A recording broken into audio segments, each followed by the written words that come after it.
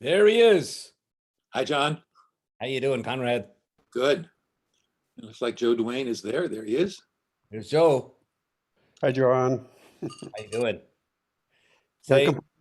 I've got this recorded not on the iCloud this time. It's in. I'm recording it, as they say, locally. On your computer. Yeah. Yeah. So I think it makes what's called an MP4 file, Okay. which is a format for video. It's a video, like an MP3 is audio, and MP4 is video too. Okay. And I think then that's the file that you either upload directly to YouTube, and so YouTube does not use MP4. It converts it to its own video form. So Okay. but the only way you can upload it to YouTube is if you have a YouTube account, and there's no Right. reason for you to create your own account. I mean, it should go into all at one place. Although since I just checked, and I see for some reason Peter has now has uploaded two files, two sessions, Okay. and he called the channel that he created Exeter Climate Action Leadership, Yes. which is a good name. Nice. But when I go to the channel, I was looking at it today. I just listened to it this earlier, and so when I clicked I subscribed to the channel, and then when I wanted to go to the channel and look, and I looked at the channel, and it said there are no videos in it. So he didn't quite get it, so that it knows that those two things belong together. But I mean, he has to be uploading it to the channel, I think. Anyway, I don't quite understand that. But anyway, you should be eventually able to go to our channel, and if we've made 10 recordings, they should all just be in one place in that channel. Sure. That's how a channel works in YouTube. YouTube. Yeah. So like years ago, I did I was part of a group that was a group here in Newport that was arranging concerts, sort of roots music. And Yeah. so one of the acts we had was the Van Trapp singers, who were the grandchildren of one of the Van Trapp children. Of course. Yeah. And we had them, and I had to get some performance of them, and I found another source on, I guess it was on YouTube or somewhere. I found it, and so but I had to create a YouTube for the Belleville Roots, which is the name of our group. And so so those two things are in this channel. And what's really interesting is that was like, I don't know, 7 years ago, something like that. And sometime in this past year, when COVID was, so for some reason, all of a sudden I started getting 5 or 6 people a week joining that channel, wanting to get more Von Trapp. So they just get, the word got out that there were these Von Trapp recordings. So anyway, it was there, and I don't know how many. I have like well over 100 people who seem to have subscribed to that channel, and of course nothing has happened on it for 7 years. But they love it. They all. Hey, Whit. Hi, Hey, Whit. John. How you doing? I'm doing great. So is Great. that a lodge that you're in, Whit? It looks like Not sort of at the moment. This is our home, our converted. right. What you see behind me is a converted tack room that's attached to a stable. The stable is now Pam's art studio and office, and the tack room is a big living room now. Oh, so are you back home then? I'm back home. I Oh, was. I see. Okay. I'm back I home. thought you were. Yeah. Okay. Was back home Tack yesterday. room. Nice. Mm. The fishing was terrible, but I had a really nice time with my son. So Did you catch anything? I did. I caught Yeah. one nice salmon. I had one Atlantic salmon even come close to a fly that made itself visible. And I caught that one. It was a very nice, strong, fresh from the sea, 12-pound hookbill, which is a male. Uh-huh. My son had just 5 minutes earlier hooked and lost a much bigger one. And he caught two smaller fish that, if they've been at sea only 1 year, they're called grilts when they return to the freshwater. I learned new information for me. I didn't know that. Yep. And he caught 2 of those earlier in the week. But other than that, nothing. That river was absolutely barren. Sometimes it's alive with jumping fish, rolling fish, cavorting fish. And this time, I think the most we saw in any one day was 5. Wow. So the water's been high for a long time. So these fish aren't stupid. They take advantage of the water when it's high to get up to their spawning grounds. Mm. So you think they'd already gone by, or? The speculation is that most of them had gone by. I see. So you were so this used to be the time of the high water, but it had already It used to It'd been be, high for another month. yes, or something. this time of year, this week is the last week of the season. Yeah, And they like to give any late arriving fish chance to get up, get to go upstream and spawn without harassment by anglers. But, who knows? yeah, yeah. No, I mean, climate change is so evident when I Yeah. go up there. I've been going up there since I was an early teenager. Uh-huh. And, the leaves by now, most of them would have dropped, Yeah. changed color and dropped. Yeah. And color was just coming in last week. Yeah. It's Mhm. crazy. I mean, it's like at least 3 weeks later than normal. Mhm. And I watched it progress over the years. I Mhm. used to go bird hunting in conjunction with a week of salmon fishing, and it's no use taking a gun up anymore because you can't see anything that flies. Well, on that same thing about just dramatic changes from a while ago. So when one of the years we were at Exeter, I think it was our upper year, but I may be wrong. But it seems to me that there was a record set for the number of consecutive days that the temperature was below zero or something, and it was like 20 day. Do you remember there was just an incredible cold snap for one Yes, year? I remember. That doesn't happen anymore. No, I mean, it doesn't come close. But so that was 55 years ago, 56 years ago. remember we used to get a day or maybe two, I guess, for Thanksgiving. And Yeah. I live close enough I could go home. And then I always pondered and would call my folks, should I bring my hockey skates? Is there ice on the pond, on the property yet? And there sometimes were. Oh, There yes, sometimes it was. Mhm, I yeah, would take my skates home. but and- not anymore. Oh, boy, not even close to it. Yeah, It's really remarkable differences in our lifetimes, no question. yeah. I mean, that's anecdotal, but it's also happens to be true. We've all witnessed it. Yeah. Yeah. Well, I mean, and I think today's Exeter students and people in their 20s or so, if they're concerned about climate change, they haven't lived it the way we have. I mean, Right. they're seeing what's happening now, but Yes. they probably couldn't even believe what used to be true. And I guess it used to be true that Boston Harbor used to freeze, Yes. not in our lifetimes, but No. it wasn't that, it was maybe 50.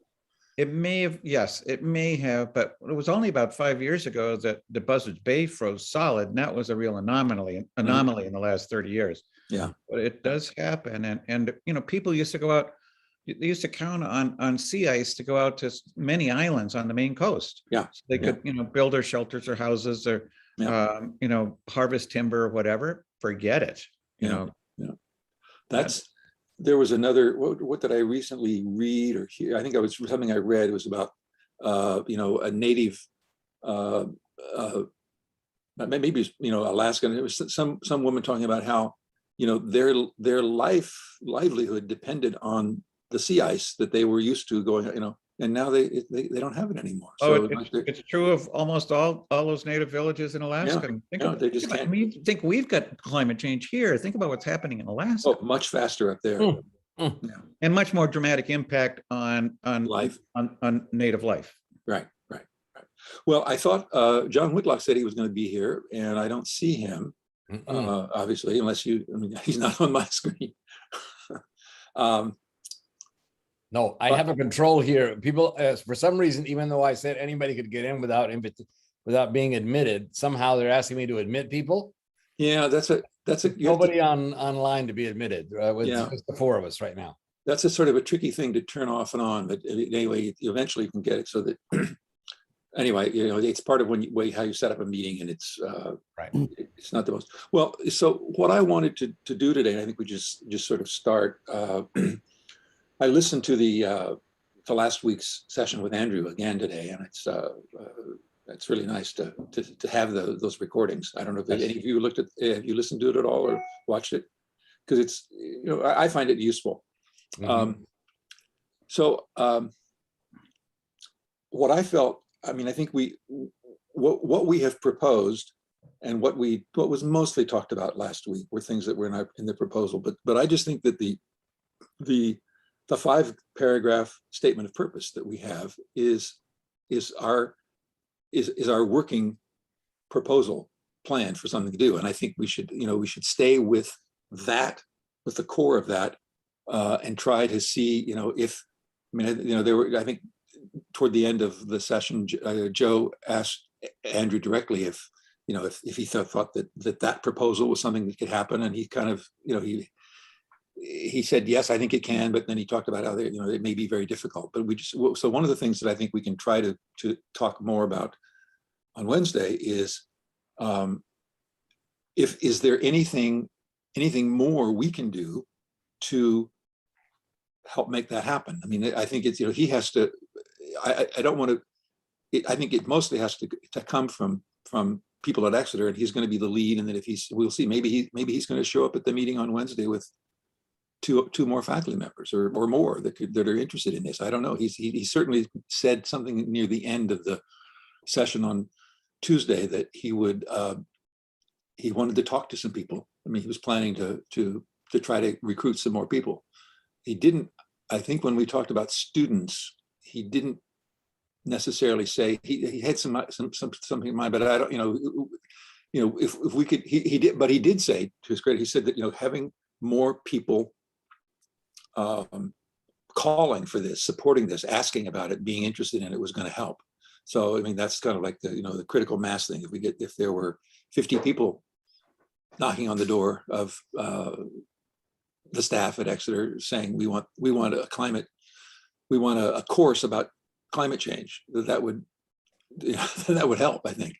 And I don't know if there's any way that we can encourage that, but I just wanted to sort of go through my idea for the meeting we could do it today too, but for the meeting on Wednesday would be to just spend a little bit of time looking at each of the paragraph about climate.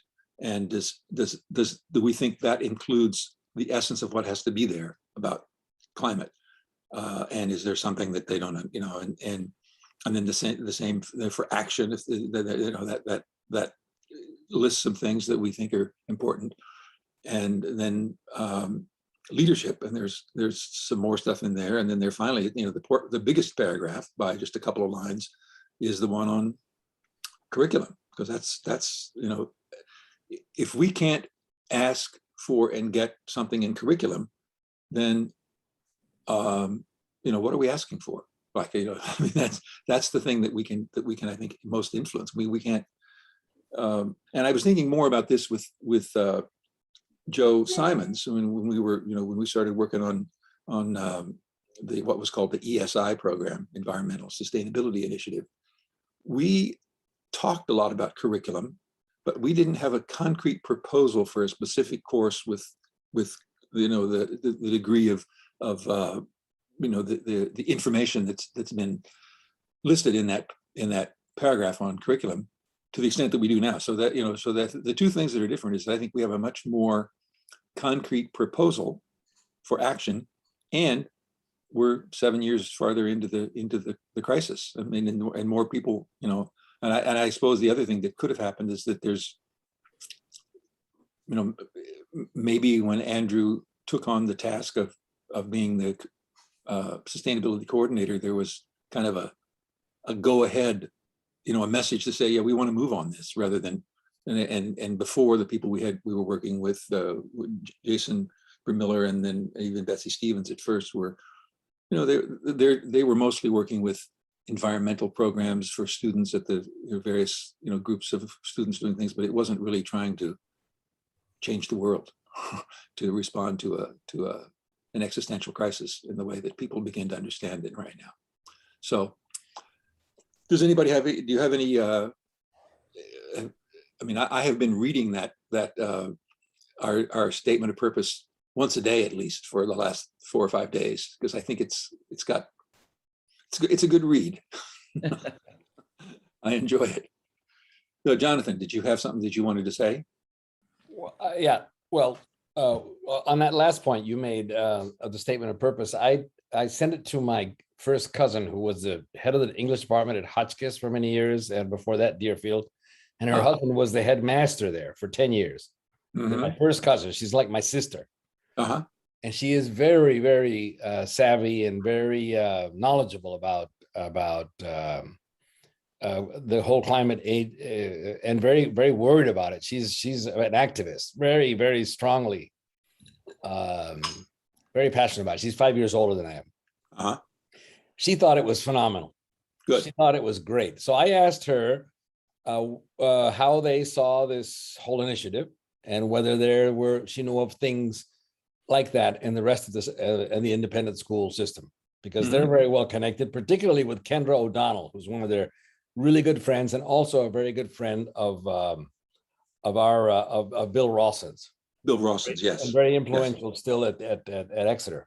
That's one. So she was extremely impressed. She hasn't come back to me on initiative. I said, eventually we want to have other schools connected and we want to have other classes. And we want to have as big a footprint as possible and have as much influence as possible. So any way you can think of doing that, we'll really appreciate it. Yeah. At this point we're just basically two classes represented and mainly one. Right.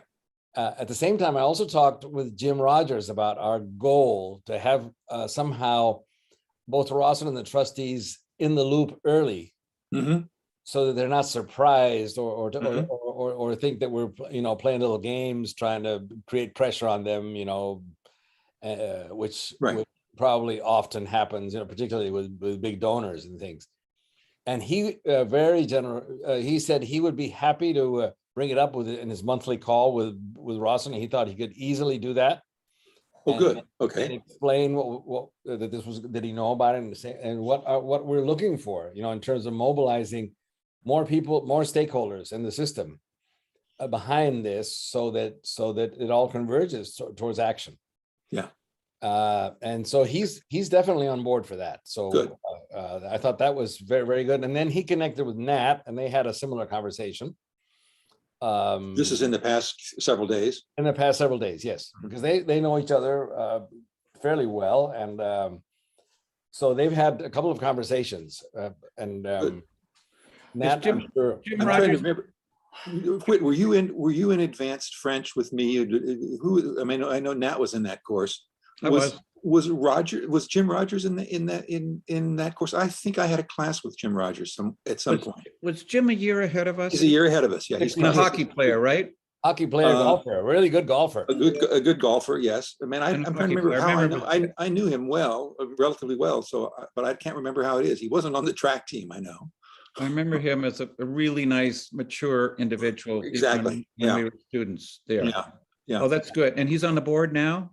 No, he was head of the trustees. He was the president of the trustees about 10 years ago, I think. I mean, his term must have ended shortly before we got involved before our 50th reunion, because he was not on the trustee. He was not the president of the trustees in 2013. That's correct. That's correct. I consider him one of my very closest friends. We do golf trips every year. We talk. We have a monthly call. So because we've been on both the Exeter team and then we were on the Yale team together. So we did a lot of golf. We've done a lot of golfing together, and he's visited here and I visited up. We're in touch all the time.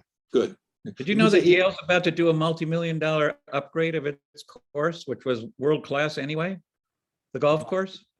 Oh, yes, I knew. Yeah, that's a big issue. We can talk about that for a good while, because I just mentioned it because I saw it in an alumni newsletter. But I think that one way we could certainly gather a lot more support and get a lot more calls and emails from alumni would be somehow to be able to broadcast this notion, maybe after tomorrow's call, to the alumni at large. I mean, right now, I've always felt that the class of '64 was in a stovepipe and a silo, and the class of '65 is in another one, and so on. Yeah. Well, that's pretty much the way. Yeah. There's just not much cross, pollination among the classes.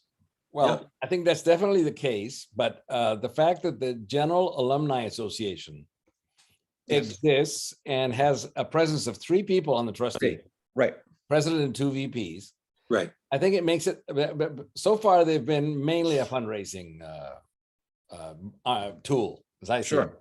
But as you well know, in fundraising, the name of the game is to get people interested and connected, and that just speeds up. The money flows much more easily when people are active and participating. So they should go very closely together. So I think that the clear channel in terms of notifying people and handling the bureaucracy correctly, the power structure, at some point, the General Alumni Association and the trustees that are, because there's also a fourth trustee who was an ex-president of the GAA.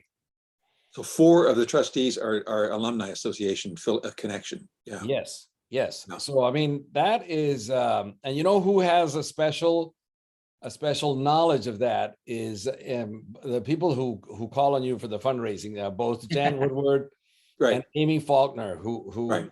they know about that stuff, because I mean, obviously that's their business. That's what they do.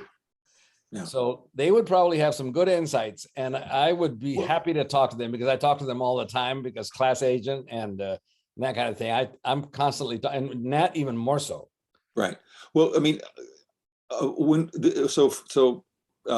for our 50th reunion year, when I was, really got involved in this, I was, I remember specifically, we tried to approach Jan and the Alumni Association through Jan to see if they could be of any help in disseminating information about the initiative that was called ESI at the time. Right. And there were kind of walls between the various classes. They, basically, if you knew the agent for the class of 65 or the class of 60, another class, or even the class of 79 they were having their 35th reunion when we were having our 50th. If you knew some person, you could talk to them, and then if that person would take the initiative to communicate something to his class or her class, whoever it was, that could happen. But like it couldn't be initiated from the General Alumni Association, from the alumni office there on campus. And I think that may be, so it was what Harold Washington was the head of, was that his name? Yes. So I don't know if that, I mean, he's gone on, he's at another school now, I think, or something, but it could be that has changed, but certainly the alumni office at Exeter has the ability to communicate with every graduate. Right. Yeah, I'm just thinking that, the more I think about it, the more I think it becomes clear to me anyway, that the most recent classes are the ones who really ought to be the most interested in Yes, it, and yes. could really get a lot of oomph behind it. I mean, we're the catalyst, right? We've started this little spark, and we hope to get it to a flame. And then, boy, if it can get out there, then the academy almost would have to say, "Sure, we're going to do this." Well, one thing we could do, I mean, this is another thing that would go back to our experience. So we had a website called ESI Exeter, I think, or something like that. It's gone now. But what we had on that website was what was the equivalent of our statement of purpose, something that the people could read about what we were doing, and then they could endorse it. They could add their name and their email address as somebody that went, that we could record everyone who went to that website could add his or her name to being a supporter. So if we had something similar, I don't think Exeter is going to create that for us, but if we had something that people could go and read our statement of purposes, and then have a couple of other things, and then say, yeah, we support that idea, because I mean that's where you get large numbers of people who could do that. They're not all going to join and become cheerleaders, but that would be one approach, and we could we certainly could. And I believe the website that we had, I forget what service it came through, but it wasn't free, but it also wasn't very much money. I think Joe Simons was saying that he thinks that Foursquare is a cool website that's a good way to build something like that nowadays, but that he thought it would cost a couple $100 a year, and that's still not a lot. But so we need to look into that and see if it's I think we're not quite at the point where we need to create it right away, but that would be a way to collect. And then of course we tried to publicize that a couple of times through. I mean, there's the Exonian group on Facebook, but I still technically belong to Facebook, but I don't use it for anything anymore, basically. Mm-hmm. And but there are several. I think there are well over 5,000, maybe closer to 10,000 Exonian Exeter graduates who are in that group. So that, and I still see, for example, did you all learn about the article by Nancy Jo Sales about this sexual this most recent sexual misconduct thing that flared up. Did you all get a chance to see that, her No. article? Well, okay, that. I haven't read it, but I saw it in one of the online news feeds I get. Yeah, I mean, they're very, so I learned about it through the Exonian site. So she Oh, you posted mean it herself. the Vanity Fair article? The Vanity Fair article, yeah. Oh, yes. So I learned about that through a Facebook group. There are Oh. other places to learn about it, but so I'm just saying, there's and that I thought about this last night.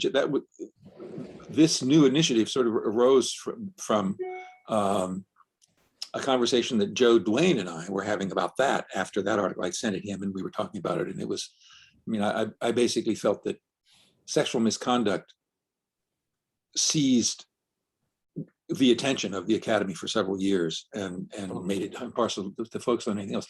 And that, by the way, this is another angle that kind of relates to that I think we might want to keep in mind, is that has been a source of bad PR for Exeter. It certainly hasn't helped. I would like to say, we certainly talk a lot about the idea of institutional non-SIBI for Exeter. What we're talking about is something that I think Exeter should do, not because it's benefiting it, but if we can get something like what we're talking about started at Exeter, they should try to share that with the rest, anybody else, any other of the group of schools, the 8 schools they talk about, and colleges. But it would also benefit Exeter if they started getting publicity about something like that they were doing, which was seen as noteworthy and admirable. Right on. That would, if they could become so that's the other dimension of leadership that I think we want to inspire them to say, be an institution that leads other similar institutions, but you're the leader, you're the one who started it. So we should continue to point that out when it seems appropriate, I think. Absolutely, yes. I think that is paramount. I honestly think that's a great angle to take. Yeah, and if they do it for reasons of trying to pat themselves on the back, that's okay. But they should, and I think even if they, and anyway, so that we don't want to forget that as an angle that I think could be beneficial to us, to our as a general idea. Getting other classes involved as early as possible, I think, is really important. I think it matters a lot more the quality of the champions per class, the people in each class that take initiatives, than a big number. I think I agree. It's the representation that makes the whole proposal much more compelling. Yeah. Well, excuse me. I'll go ahead. Somebody else talk. Well, I wanted to switch to the curriculum angle, because to me, one of the big ahas of the conversation with Andrew was this fact that in the Harkness plan, a course is 14 people, right? If you do 2 editions of it, it's 28 people. So we're looking for something that has much more reach than simply, a course. I think what we're looking at is a system of courses, an articulated system. And because there are merits, when the course, it's really important on the one hand that it be as early as possible, because it has so many connections with other academic fields, and it's so multidisciplinary, and it's such a good opportunity for teaching leadership. But it's also really important that it continued towards the end, when people are preparing for college and so on, because then you're closer to when they can put those ideas into action. Yeah. So, and I thought the ideas that Andrew mentioned when he pointed that out, I thought were really led to, he kept saying that, okay, we've had a number of initiatives, but they haven't been connected. Right. He was very clear about that. Yeah. And that our program was cohesive. The word cohesiveness. Right. So I think connecting them, and it's connecting them through the disciplines and connecting them across time, across the different years. Mhm. And you know, there's a really strong argument for making it, let's call it a distributional requirement area. Mhm. Um, where you would have to, where you would have to go through a series of progressive studies with this as the underlying topic Mhm. as part of your leadership development and understanding of your place in the world and of the academies in the world. Yeah, I mean, I think that is, I mean, ultimately that's what we want. I mean, this, you know, not just one course, but a whole sort of program. But it occurs to me that the other thing he mentioned about ways to touch many more people at a time were events that the whole school was invited to, in a sense. So in other words, if in addition to getting a course, a full year course that would you know possibly touch two classes worth. I mean, the same course could be done by two different classes, perhaps two sections. But that's probably the most we can have hope for. So he says that, you know, that ends up being 2% of the school. But if at the same time they agreed to having something that sort of complements what that would be, but a series of school open to the whole school,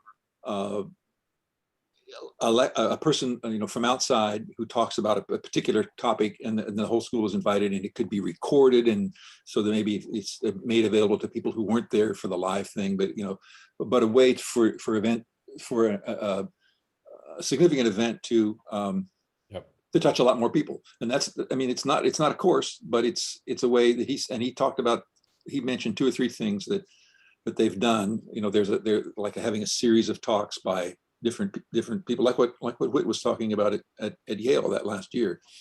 So that's maybe something else to pursue as with him again on Wednesday. You know, how does something like that come about?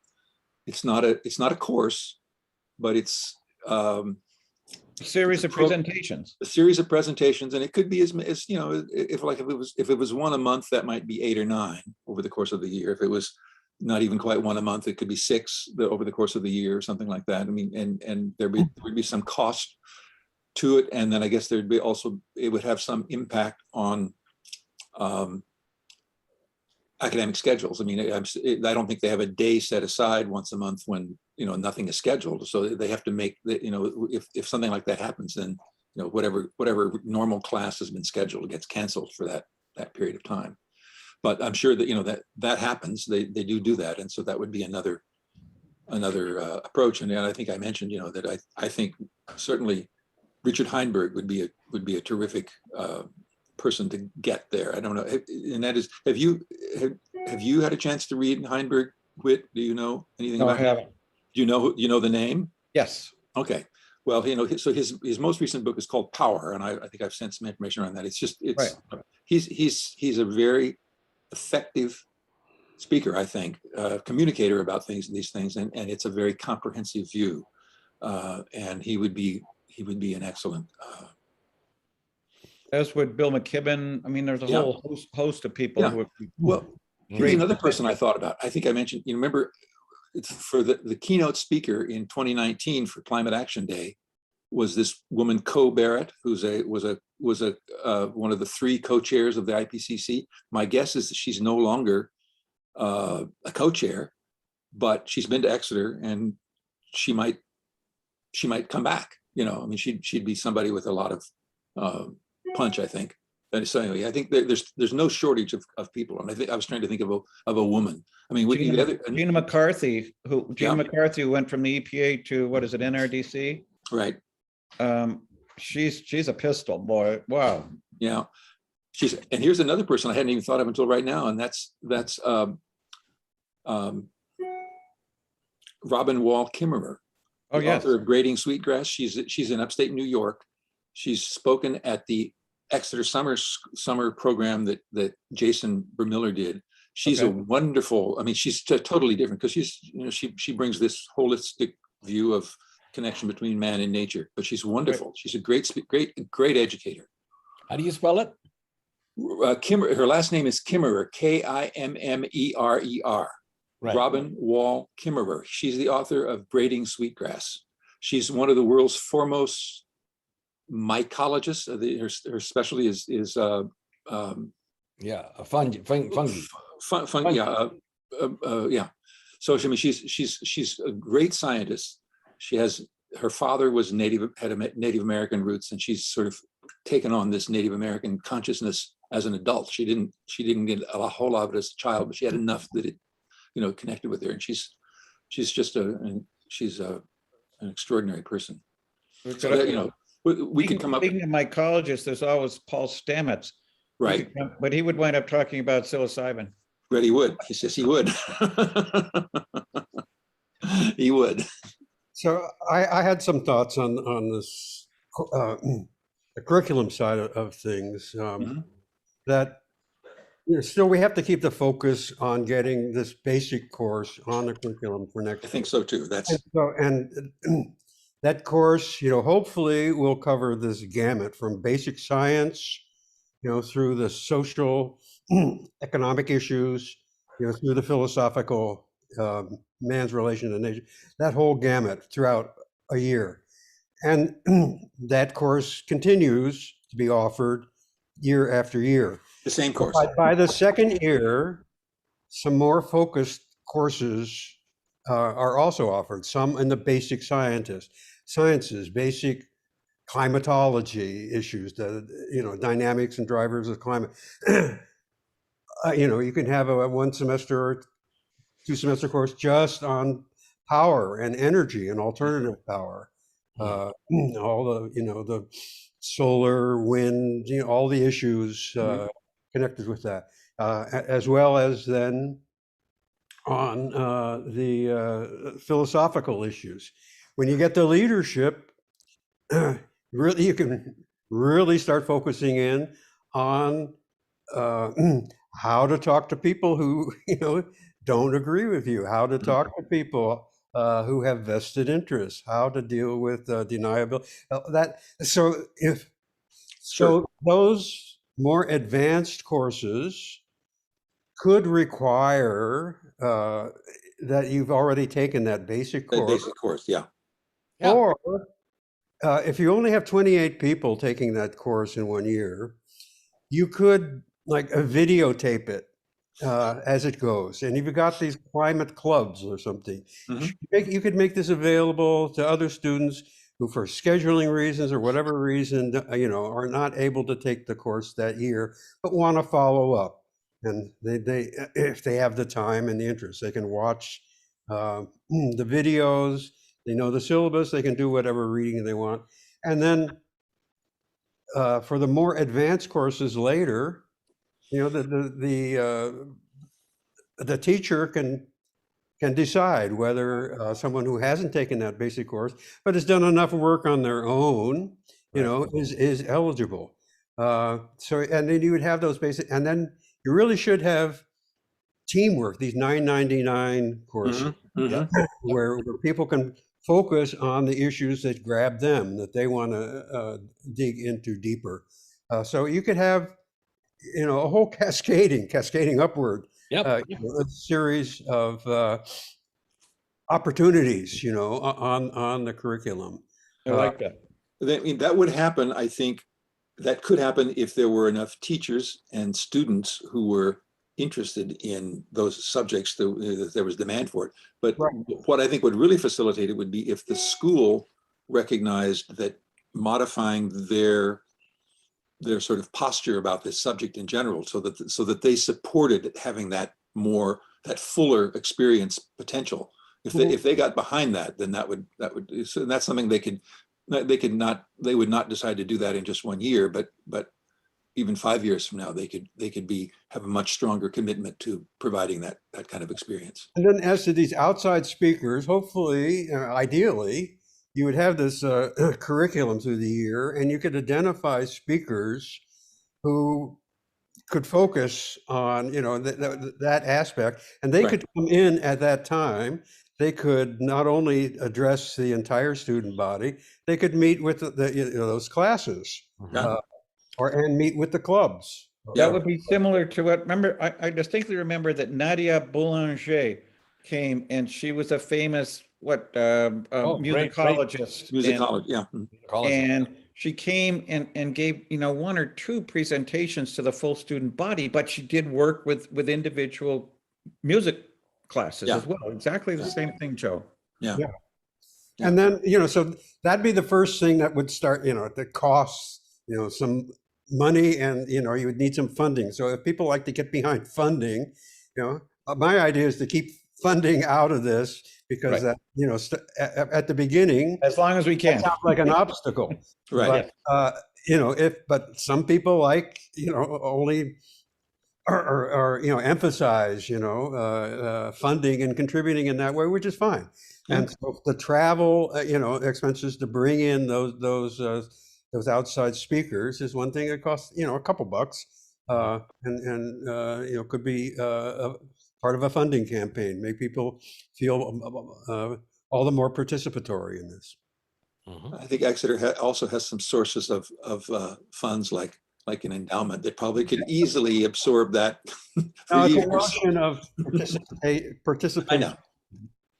I know. Yeah, every opportunity that presents itself to raise money, they're gonna bring that up. They've thought of most of them, but we could, yeah.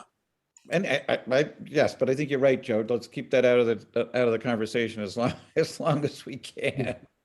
So what should we? The other aspect, not to just digress from this at all, but the other aspect that Joe originally brought up as the third leg of this whole thing was, how Exeter invests its money. Yes. And there's such a tight connection between Exeter and Harvard, particularly the head of the Kennedy School and the head of the Faculty of Arts and Sciences of the Harvard faculty are trustees of Exeter. Wow. Uh-huh. So there's a really, really strong connection. So they know all about how Harvard has made this big statement about how they're going to completely, tailor their investment portfolio, huge investment portfolio, so that it does not support people that are damaging the environment and strongly helps those that are being responsible and who are generating action to address the deadlines we have. Yeah, I think When you say these people are trustees, does that mean they're Exeter graduates? I mean, Yes. does Exeter have? Yeah. I mean, Exeter doesn't have any trustees that aren't graduates at this point, do they? I mean, they're all. That's correct. Yeah. Okay. That's correct. The two names, Claudine Gay, she's the head of the Dean of the Faculty of Arts and Sciences. She's originally from Haiti. Mhm. She's a tough customer, according to Jim Rogers. She is tough as a nail. I mean, she is just, she's won all the prizes you can as far as academics. I mean, she's the best thesis, best PhD. She's been Dean of Sociology, the Dean of the Political Science Department. And she's quite young still, but she just doesn't take any prisoners at all. She's just really a tough customer. And the other one is, has a very friendly, homey looking face, which contrasts my experience with the Kennedy School. But she's one of the deans of the Kennedy School, which is, has that worldwide reach. It's very, all that, it's public policy oriented. Yes. Her name, I think, is O'Byrne, but I have it written here somewhere. Okay. Yeah. Well, back to curriculum. I sent a thing I just came across, and I sent it around to everybody. Yes. But Yale has a program on climate, and as part of that, they've developed a curriculum for K through 12. Actually, Yes. I didn't dive too deep. I looked at it a bit. Didn't seem all that deep, but their notion, their explanation of why it was important, and their objective of spreading this and beyond Yale and cooperating with others is exactly what we're talking about. But Exeter could take that and really focus on the secondary level 9 through 12 and come up with a real superlative program. So that is a great thought, Joe, because that's wonderful. The School of Forestry at Yale has had, particularly the last 20 years, has been on center stage the whole time. They've been powerful and all kinds of things. They've done all these outreach initiatives. They've done all kinds of really great stuff. I'm not up to date with it, but I know one of the guys who I happen to get to know, who I can't remember his name right now, but he just came up with all these things that you're mentioning that are really powerful stuff. Not the name Gus Speth came Yeah, up. as you said, Gus Speth, wasn't he at the Yale Forestry? He was dean there for a while. Yeah, Yeah, Gus Speth. I've met him. He's amazing. He's, Yeah, that's not the one I'm thinking of. The one I'm thinking of, I got to know, but I'll find it. I find it. Okay. But I just found who the dean of the Harvard Kennedy School is also the president of the General Alumni Association at Exeter. Now, Right now, Janie Wilson is her name. Janie Wilson, class of 83. She was elected in 2018. Great. Yep. Yeah. So I mean, these are all. Well, that's good, Joe. So they're Exeter, if they start running with this idea, they don't have to plow new ground because they can go look at what Yale has already done to get some ideas. Yeah, exactly. Yeah, I think it'd be great for one of us to try to find that and put it in front of Andrew somehow. Find what?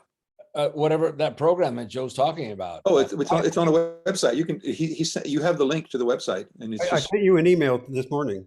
Oh, send it around. I guess I haven't seen it. I apologize. I'm sorry. I didn't see it. But if you can't find it, let us know and we'll send it again. Yeah. Now, did you also send it to Andrew? Because it'd be great if he'd have that in his head for tomorrow's call. Wednesday call. Wednesday call. Excuse me. We could send it before we talk, or we could talk about it. We should look at it first and figure out. We should look at it and maybe more. How it relates to what we're trying to do. I think so too. I think there's no. Should know what we're talking about. Which one of us is going to do that? I mean, I think we've got to figure out that's going to take some time. Well, you're a Yaley. Go ahead. Good. It's not. Thanks. It's not. I don't think it's that. I don't think it's not too much to look into in just a couple of hours. It's not. Okay. But I'll do it. So this is Lazarowitz. Is that his name? It's about the communication about climate change. That group at Yale that's been doing these surveys, been looking at public opinion about climate change for years. Anthony Lazarowitz, I think is his name. So he's at Yale, and he's the one. His name is also in this program that Joe sent the link that. Okay. Called climate change communication, I think is what they I know. climate communication. That. Yeah, Lazarowitz. And Anthony Lazarowitz he's been doing a lot of good work around public awareness of climate issues for at least 10 years, if not closer to 20. I don't know, at least 10 years. Okay. So I don't know how much longer we want to go today. We're getting close to an hour, I think. Do we want to talk about specific strategy for things we want to mention on Wednesday, or how we're going to go about that? Or Andrew may have some revelations for us that we don't know anything at all about. As I remember it, that was the way the ball ended up in his court, right? He's got to kind of come back. That's right. With the results of his conversations with the students and faculty.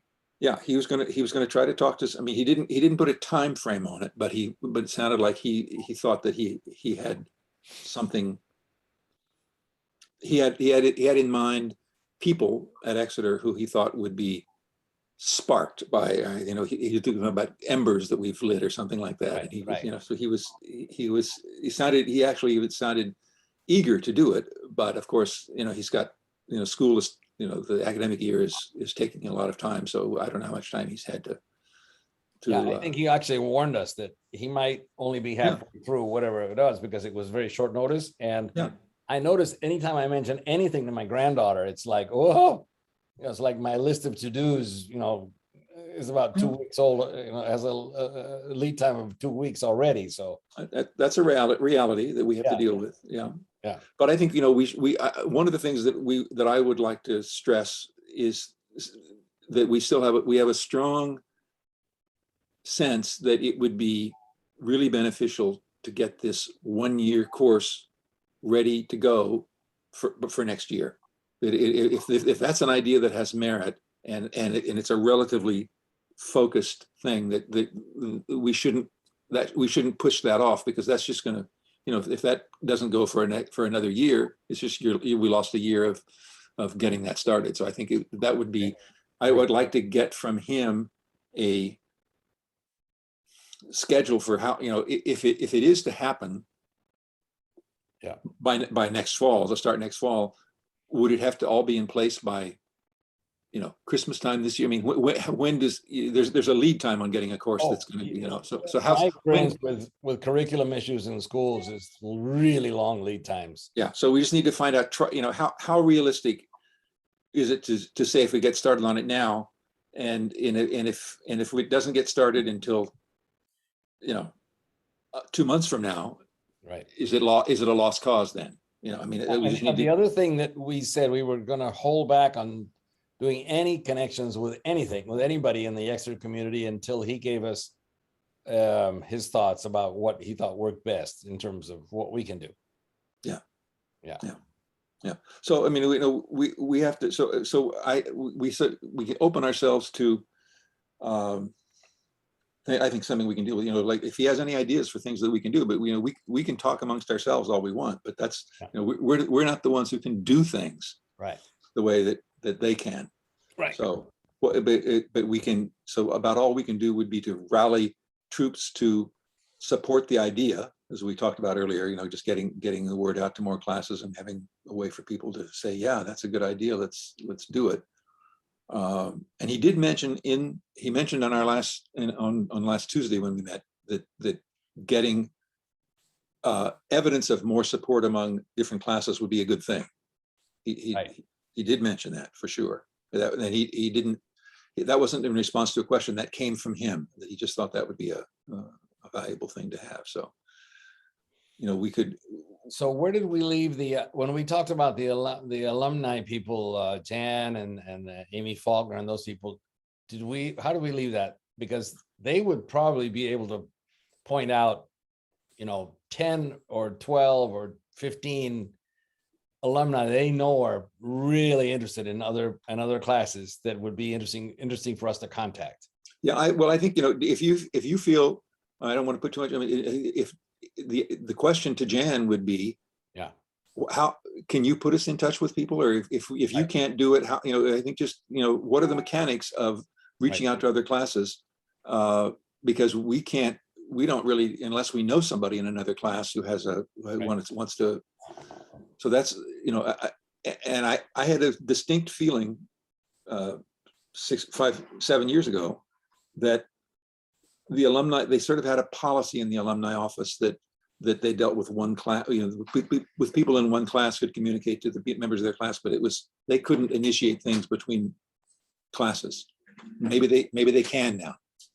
Yeah, well, I'll definitely write Amy and Jan a little note about that. Okay, yeah. Yeah, and I think the other way to go is simply find that the Nat Butler of each class who's going to say, oh no, the guys you got to talk to so and so. Yeah, well, there's that too. Yeah. I think that one of the people in the class of 65, the class behind us, I believe, is Charlie McDowell. You remember Charlie McDowell? Oh yeah, Charlie McDowell is the third one that's the third guy we play golf with. Jim, yeah, Charlie, and I are the ones that do the golfing. he's pretty conservative, I think. He's got the most advanced community development in Wilmington, Delaware right now. They just got $40 million from the central government. It is phenomenal. That's all he does now. Okay. But I mean, I'm not sure that, I don't know where he stands on the issue, for example, of climate change. I'll find that out. I talked to him. Yeah, I think he's pretty conservative about political things. So we just have to be aware of that. Yeah. I wouldn't. Granville Burgess, who was the class of 66, and he was active in ESI. Yeah. So he would be another golfer. You know him? Oh, really well. Yeah. So Grant, he was pretty active with us for a long time. As a matter of fact, when we had four of us had the first meeting with Lisa McFarlane, but she became principal, and Granny was one of the four. It was Granny and me, and then Sue Kaplan and her husband Evan James. Got it. So he's been, Well, maybe you he can was living in- you can reach out to Grant if you've got already that connection. Maybe it's just a matter of just picking it up again. we could. I mean, I think he's. Yeah. I mean, but I think you know him better than I do. I just know him Possibly. through. I haven't talked to him now in 4 or 5 years. I mean, Yeah. I haven't communicated with him. So if you know him, his theater is his thing, and he's pretty creative guy. Yep.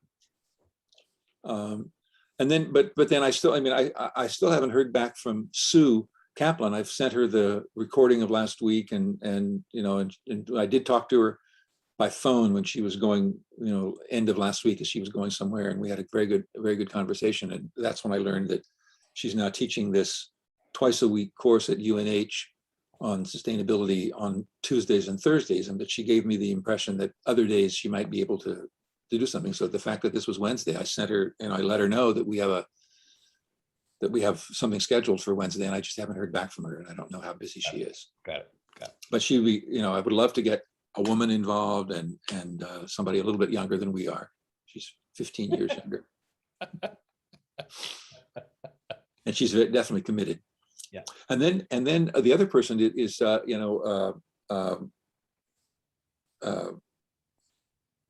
Jay, what's his name? Jay. What's our classmate? His first name Jay. I forget. Beatty? Great. Pardon? Beatty? Beatty. Yeah. Jay Beatty. Beatty's wife. Joe Beatty. is Beatty. Beatty. Yeah. His Chloe. wife is maybe a few years younger, and so they're having a big reunion this year. So I met her briefly when I was on campus a couple of weeks ago, and she was Jan was leading she and somebody else around, leading her around, and they were making plans for a reunion. So she's very active in alumni affairs. So I don't know how she's. She used to work in the administration, didn't she? I don't know much about her. I think she did for a while. Okay. as I Well, I don't, recall. so you can find out, Jan would know what her particular, why she was there that day that I was there, the day that I met with Andrew face to face. Do you happen to remember what her name is? Don't you, Whit? I mean, I met her, but I can't didn't. quite remember her last name. Chloe, it's not Beatty. Well, You pronounce it Beatty then. I thought it was Beatty. Okay, Beatty. I heard it as Beatty, but I never It did. was always Jay Beatty, Okay. Jay right? Beatty. Am I Okay. right, Joe? Yes, it is. J.G. Beatty. Okay, Jay Beatty. Jay Beatty and Chloe, somebody or other. Beatty, maybe. No, definitely not. Always their daughter. Oh, Chloe's Chloe's the the daughter. daughter. Yes. Oh, no, he married. Wait, he also married a Chloe. Oh, I'm almost positive. A younger woman, younger Exonian. I mean, yeah, I got the feeling that she was, maybe 5 years younger or something like Yes. that. I don't know, something like that. Something like that. Well, I mean, certainly Jan would know. You could say that, Yes. a reminder that we ran into her just as soon as I got there. I saw them up near the new theater. I had parked in the garage underneath the field house to plug into to recharge my car, and I was walking away from there, and they were coming toward me. So we talked for couple minutes. That theater is an incredible. That's quite a place, and yeah. Anyway, so I mean, I think we have some leads that of a few names that have come up here that we can pursue. I'm not sure that I'm maybe not the best person to pursue any of that because I don't know them. But if you can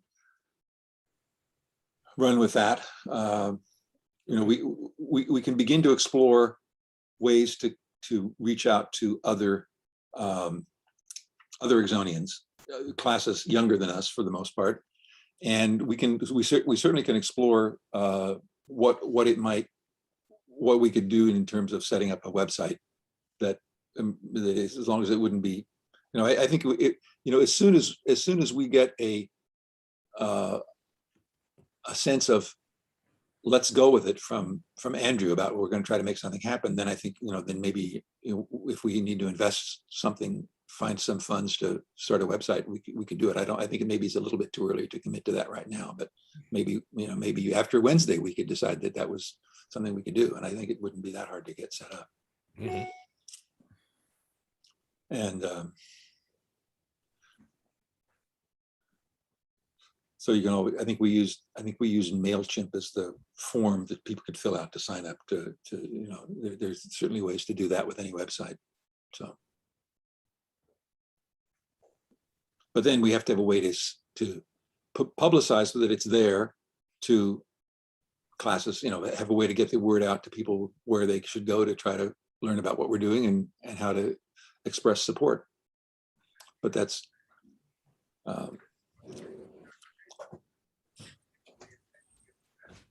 So Joe Simon's in the class of 63 also, right? Joe is 63, that's right. Yeah, so does it make sense to ask him to add a couple of his classmates? Well, he doesn't have a strong connection with a lot of people, but I mean, he said he came to one reunion in his life, that is 50th. But he has, he knows some people, and we had 2 or 3 people. The guy who set up the website for ESI was a class of 63. That's I still see his name from time to time. I can't think of it right now, but anyway, I can find it. So I mean, certainly there would be some people of 63, but I think the other person I would like to get active. Maybe I should write to her myself. Joe Simons wrote to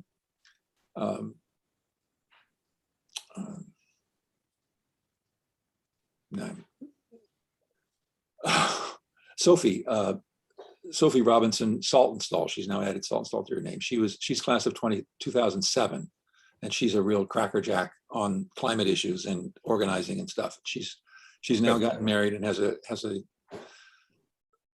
child less than a year old. But she lives lives up the road in Stratham, New Hampshire, just right up from Exeter. It's where she in the property that she grew up on.